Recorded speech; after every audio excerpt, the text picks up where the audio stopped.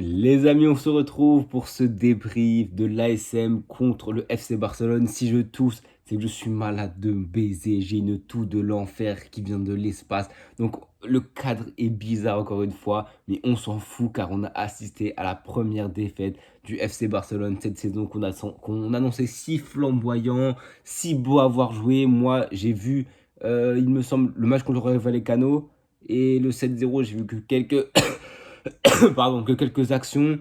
Et contre Gérone, je me suis endormi devant parce que j'étais fatigué, mais bref, on s'en fout. Là, c'est vrai, il y a un gros fait de jeu. C'est le carton rouge d'Eric Garcia à la 10e minute sur une relance catastrophique d'un gardien catastrophique. Les Barcelonais eux-mêmes veulent s'arracher les cheveux en le voyant jouer. Dès qu'il a un ballon en l'air, il le foire. Dès qu'il a un ballon au pied, il le foire. C'est bien entendu Marc-André Ter Stegen. Qu'est-ce qu'il est nul. Heureusement qu'il est grand. Heureusement que sur sa ligne, il fait d'énormes parades parce que balle au pied, encore une fois, l'erreur qu'il fait, mais elle est monumentale. C'est une erreur de Ter Stegen en 80%, et l'erreur, elle est d'Eric Garcia, car tu peux perdre le ballon. Ça me rappelle, ça nous a tous rappelé évidemment le match quart de finale de l'année dernière contre le Barça, contre le PSG, où Barcola s'échappe, Araujo il tire le maillot derrière les défenseurs, c'est carton rouge. Et ben la poteau, c'est pareil. Eric Garcia, il n'avait pas joué en tant que titulaire cette saison, il avait joué 30 minutes au dernier match contre là, le 4-0, le 4-1 ou 4-1 contre Gérone. Il avait joué aussi 30 minutes contre le Rayo, je crois, ou je sais plus contre qui.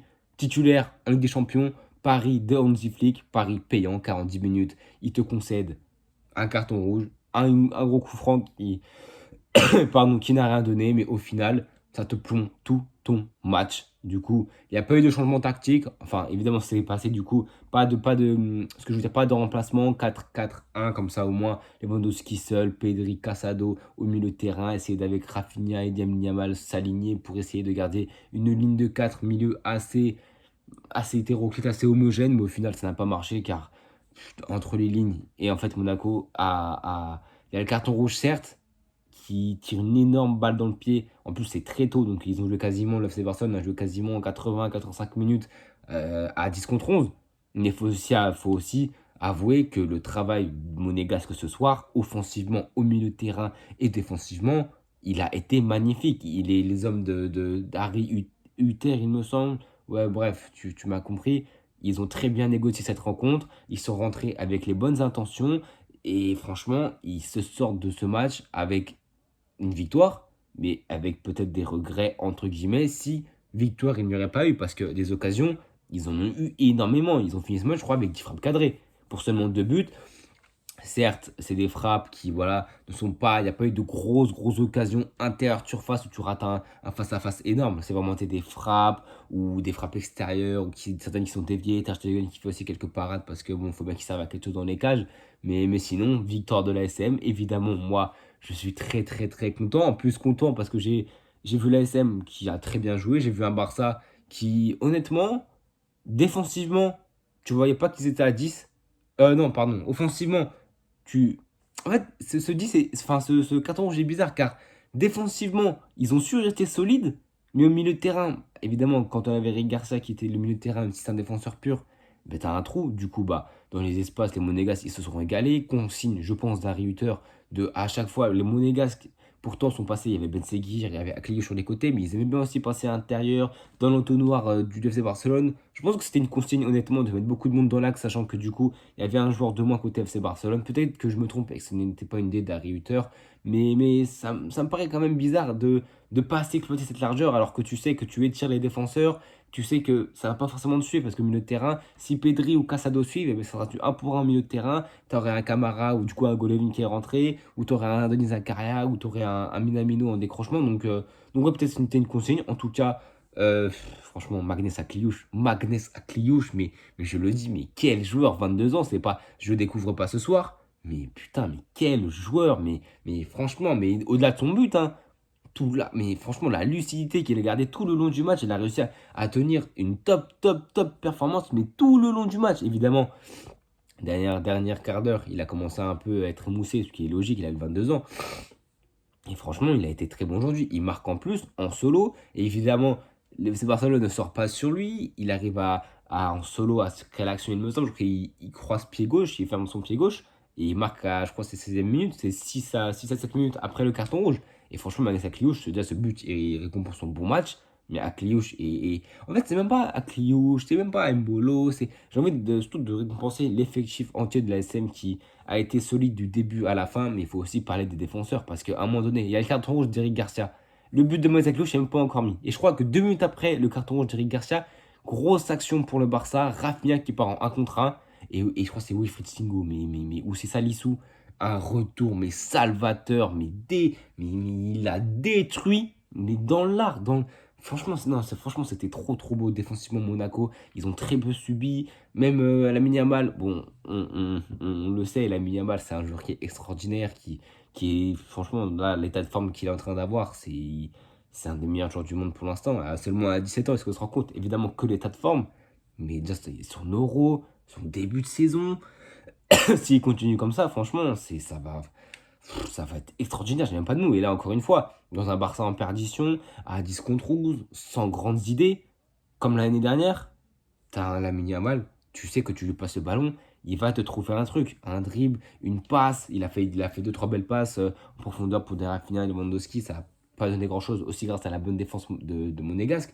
Mais tout seul, il se l'est fait, ce but tout seul. Je crois que c'est Singo qui... Ou c'est peut-être Zakaria, je sais plus, c'est qui est qui est en un contre 1 devant la Yamal, mais il s'est fait balader. Les petits appuis, la Yamal, ça va trop vite, c'est trop vif, c'est trop rapide. En plus, c'est clinique à la finition, c'est sa spéciale. Il croise aussi pied gauche. Mbappé, vium, vium, vium. Pub de Barcola et Dembélé, vium, ça va trop vite. Non, la Yamal, c'est énervé, ça va trop vite. Malheureusement, il était un petit peu tout seul. Rafinha n'a pas fait du tout un bon match, inexistant. Le peu de face à face, le peu de ballon qu'il a eu à jouer, il n'a pas été bon. Les Lewandowski dépendent du collectif, donc il n'a pas été bon aujourd'hui. Pedri, Casado, assez transparent aussi, avec l'utilisation du ballon, même s'ils n'ont pas eu beaucoup de fois. Et c'est Monaco qui a eu la maîtrise du jeu, qui a eu la maîtrise du ballon, et qui a eu les plus grosses occasions. Le Barça, il finissait avec quoi? 4, 5 frappes, un tir cadré. Je ne cesse de le dire, mais le rouge n'aide pas tout ça. Mais Monaco, faut pas leur enlever que, même avec le rouge, honnêtement, Monaco a eu de vrais principes de jeu. Je n'ai pas retrouvé le Barça qu'on m'a annoncé si flamboyant que ça. Je l'ai dit, le Barça, faut pas s'enflammer non plus. Alors oui, on siffle que c'est très beau, mais le Barça a les blessures. Allez voir mon top 10 des recrues qui sont arrivés. Quand Daniel Olmo est arrivé, j'ai dit quoi? J'ai dit que Daniel Olmo, c'est un joueur qui est assez spécial, il est irrégulier, et en plus, un de ses plus gros défauts, c'est ses blessures. Allez voir, allez voir sur Transfermarkt, il est blessé à chaque saison, il rate minimum 2 mois de compétition, 6 à 7 semaines, il rate des dizaines de matchs. C'est tout le temps pareil avec ce joueur. Il est inconstant. Et vous allez le voir, nos amis barcelonais, sachant qu'en plus Gavi n'est pas là, sachant que Araujo n'est toujours pas de retour. Tu avais une charnière Inigo Martinez et Koubarsi qui, ça a bien marché défensivement. Ils ont quand même tenu la baraque, hein, parce qu'à 10 contre 11, avec un milieu de terrain, Pedri Casado, défensivement, c'est pas ça. Ils étaient un petit peu délaissés.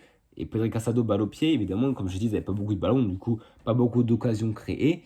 Et en fait, l'histoire est belle. C'est le bourreau du FC Barcelone contre Antwerp la saison dernière. Georges Ilinekena, 17 ans, 150 jours, il me semble, la saison dernière, qui devient le plus jeune Français de l'histoire à marquer un but en C1 en Ligue des Champions. Contre le FC Barcelone, je crois que c'était en phase de poule. Moi, je crois que c'était en phase de poule Antwerp. De toute façon, on n'était pas sorti des poules. Donc, c'était en phase de poule. Et là, c'est ce même bourreau qui a eu quelques occasions, mais qui est là, qui fusille complètement Ter Stegen sur une relance de Vanderson. Excusez-moi, anodine, on peut dire anodine, une relance qui sort de nulle part, elle doit être même pour Balogun de base, je pense, mais elle sort anodine. Le Barça un petit peu haut, c'était vers la fin du match, je crois, 75e peut-être, 70e, 72e, je crois, et il part seul au but, et il fusille, il ne se pas posé de questions, à 17 ans, 18 ans, pouf, recruter 15 millions d'Antwerp, pas posé de questions, il en avait rien à faire, boum, il a fusillé Ter Stegen, victoire 2-1 de l'ASM, je suis très très très très très content, évidemment. J'aurais aimé une défaite en Liga, comme ça qu'ils perdent des points, parce que bon, l'adversité, comme je l'ai dit, que je veux en revenir, comme j'ai dit, le FC Barcelone, Hansi Flick, beaucoup de bons joueurs, de la qualité, la Yamal qui se réveille, Rafinha qui est dans une nouvelle ère. Mais attention les adversaires. Ok, c'est Real Madrid qui viennent de monter de Liga 2 en Liga 1, donc 7-0, ok. Le Gérone 4-1, ils ont certes perdu énormément de grands joueurs. On a vu contre le Paris Saint-Germain qu'ils n'ont pas fait pas le figure, donc ça on peut leur concéder qu'ils ont fait un très bon match. Contre le Rayo Vallecano, là, ils ont concédé le premier but, ils se sont vraiment fait bouger physiquement et dans l'intensité, certes dans un stade difficile, mais ils se sont fait bouger les Barcelonais. Heureusement, Daniel Olmo vient sauver la baraque en deuxième mi-temps Et c'est lui qui délivre le Barça, je crois, à la 93e minute. Et ensuite, c'est défilé, marchant un deuxième ou un troisième but. Les victoires du Barça, c'est qualitatif, certes. Dans le jeu, c'est très très bon. Ça, c'est une des meilleures équipes. Mais attention à ne pas les voir trop beau. La Ligue des Champions, comme le Paris Saint-Germain hier, la Ligue des Champions, ce n'est pas les championnats. C'est des équipes qui se révèlent, qui sont chiantes à jouer. Prochain match pour le FC Barcelone, je crois que c'est les Young Boys. Et après, c'est le Bayern. Et si le Bayern continue comme ça, Bayern est chaud en championnat et chaud en Ligue des Champions. C'est vraiment l'adversaire contre qui, à l'instant T, ils sont, je crois, sur une série de 41 matchs sans défaite en phase de groupe. Et du coup, plus ce match en phase de qualification, on va dire phase de groupe. 41 matchs sans défaite. Mais le Barça va se faire étrier, va se faire défoncer. Et je suis content qu'on ne tombe pas contre le Barça, contre le Bayern, pardon, parce que le Bayern, phase de groupe, on sait que c'est énervé. On sait que c'est énervé. Et là, ça va être un beau match contre le FC Barcelone. Après, il ne faut pas les condamner, il y a aussi beaucoup de blessés, donc on va nuancer ça. On a vu des choses même s'il y a le rouge, donc on ne pourra pas totalement tirer un bilan, une conclusion nette et précise de pourquoi ça n'a pas marché. Il y a eu un rouge, donc il faut relativiser. Le Barça n'est pas non plus, il n'y a pas tous les joueurs qui sont de retour, mais il y a quand même une grande partie de l'effectif qui était là. Le banc est calamiteux, catastrophique. Le mec que tu rentres, la défenseur gauche, il avait fait une prépa catastrophique contre le Real Madrid. Tu fais rentrer des joueurs de la Masia, c'est très bien, mais en Ligue des Champions, c'est pas ça. Enfin, quand tu sors Lamine Yamal et Lewandowski, je savais que je pouvais être à la télé, que ça allait être terminé, qu'il n'y aurait plus rien du tout. C'était vide. En tout cas, les gars, n'hésitez pas à vous donner mes top et flops de ce match. Moi, je vais dire en top Akliouche, Singo, j'ai beaucoup aimé. Salissou, c'était énervé. Vanderson aussi. Évidemment, Ben Seghir, c'était fort. Côté barcelonais, il n'y en a qu'un seul, c'est Lamine Yamal. Et les flops, tu mets tout le Barça. Côté Monégas, j'ai pas de flop à dire plus que ça, honnêtement. Donc, en tout cas, les gars, dites-moi vos top 3 des flops, top 3 des tops. Vidéo demain, match débrief de Nice-Saint-Etienne. Après la victoire contre Lille, il faut pérenniser. Il me semble que c'est à l'extérieur, malheureusement, mais il faut pérenniser sur la victoire contre Lille et engranger le plus de points pour s'éviter la relégation. N'hésitez pas à vous abonner, à liker, à partager et à tout le monde.